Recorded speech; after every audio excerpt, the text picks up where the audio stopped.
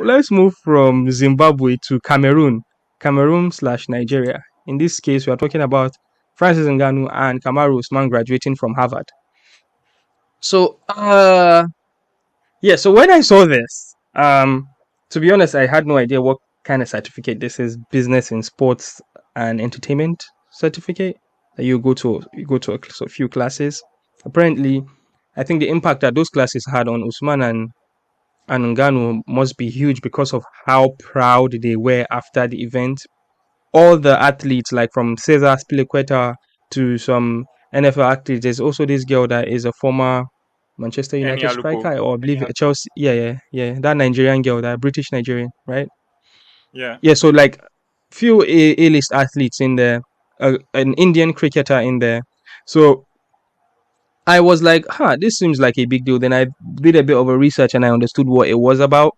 So yeah, so when it comes to business, right? Business of MMA entertainment. Ngannou, chairman of PFL Africa, I believe this will only do better for him getting such credentials. And Kamaru Usman, who has already started something with AKO, and it looks like they've got something in their hands because of how incredible the shows are down in Nigeria. So yeah, generally, what do you think about this deal, or have you given it a look, or it was just one of those things that you raised your eyebrow? Well, man, when I saw it, I was first thing that jumped out to my mind was this is probably the most star-studded class you'll ever see. Like everybody in the class was somebody, some kind of superstar, right?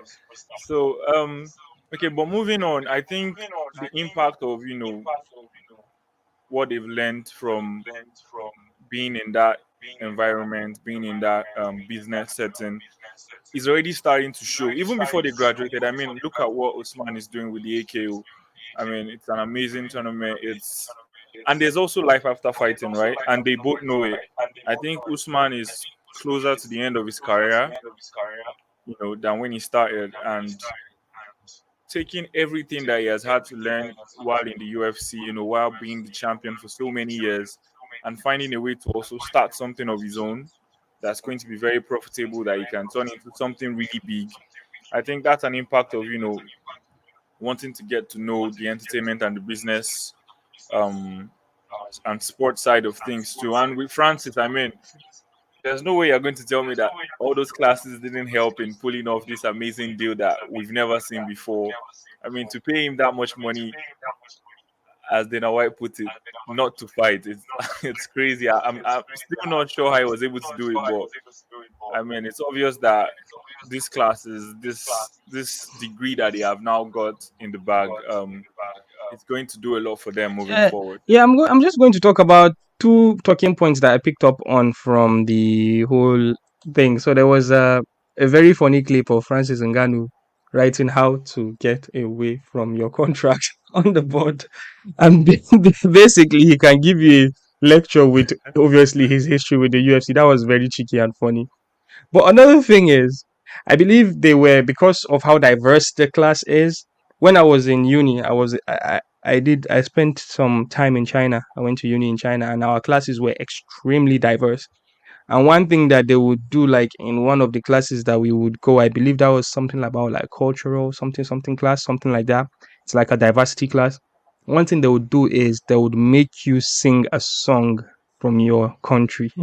Right? So we've got like, I think about 20 guys in there, from like, I would say 20, maybe 10 different countries in there. So like I was from Nigeria and we had like loads of Nigerians, as it is everywhere. But like people from Pakistan, India, Russia, where South Africa, Namibia. So people would be singing songs from, I remember me and my brother, we sang, uh what did we sing? I think we sang Ye by Burna Boy. So that tells you it wasn't too long ago.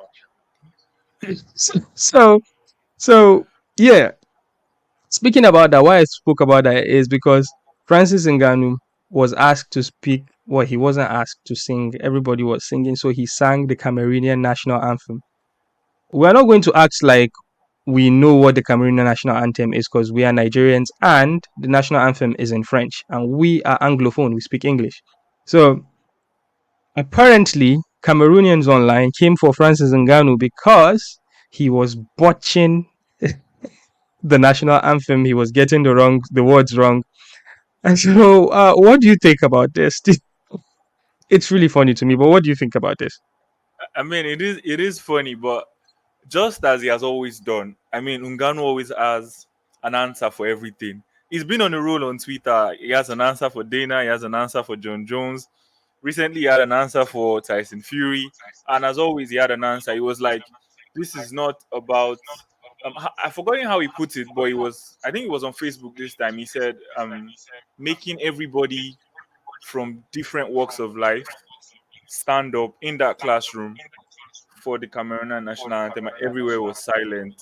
He felt like he had done proud. He has brought so much to the Cameroonian name rather than what people are just saying about him botching the words and everything. And that was a great comeback. I mean, Ngannou, sometimes I feel like, he has an answer waiting for everything. So yeah, I was Because I was going to say he surprises me with how intelligent he is. Because he isn't someone that was like properly educated. He is more street smart than book smart, right? Because of how he grew up and the time in his youth that he spent on his way to Europe and all that transition. So obviously he skipped some time in school.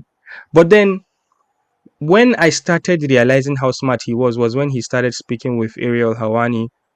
Cause her Ariel can get answers out of guys during his time with the UFC and during the struggle of that contract. Earlier from the struggle, when he was talking, I was like, this guy, he might not sound like he's speaking English well.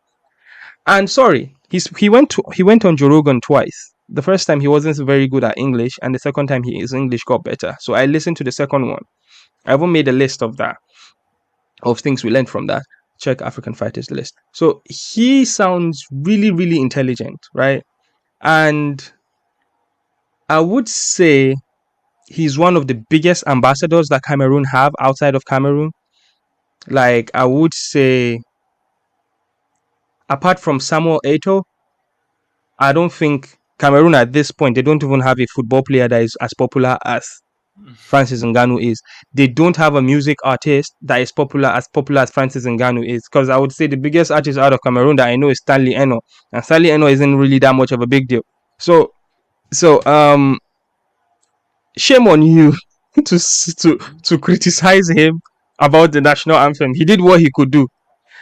Say a lot of Nigerians out there cannot sing our national anthem. We saw it when they were doing the National Assembly, when they were swearing in ministers. They cannot sing it. They will say, Wale Shobo in freedom. You know what I'm talking about. I mean, so to be fair to them, like the only time you get to sing it like every day repetitively is when you are like growing up in schools, right? And once you leave school, you almost never get to do that again. And I feel you like forget it. he's so big for Cameroon right now. Like, I feel like if he was Nigerian, the way we'll be milking him, they are not even doing enough. Like, he's supposed to be like the poster boy for almost everything they do in Cameroon. And I feel like if he was Nigerian, certainly that's what we'll do, right? So if Francis Ngannou was Nigerian, bro, like with his story, forget, we know we've got Easy. Easy is arguably a bigger MMA star than he is, but Easy does not have the same story or the same connection to Nigeria that Francis Ngannou does. Imagine Francis Ngannou did not leave Cameroon. He left Nigeria as a Nigerian, went through this journey and did all these things. Bro, if I don't collect medal, national medal for Aso Rock for Villa. MON, I don't know, everything that there is to give him, they will give him. I mean, Easy's story does not necessarily resonate with a lot of Nigerians, if we're being honest. Like, his parents were rich and they flew him out and everything. Not everybody has that. Ngannou's story is like what every average African kid gets to experience. And so for them to even criticize rather than, hold on to that as something to look up to, I mean, as you said, shame on them. Yeah, I think we shouldn't waste too much time on this. We're just going to the last topic, guys. There are a lot of African stories, but we just decided to branch out and pay respect to the lioness, the GOAT. I did say the GOAT with a W in there, the greatest woman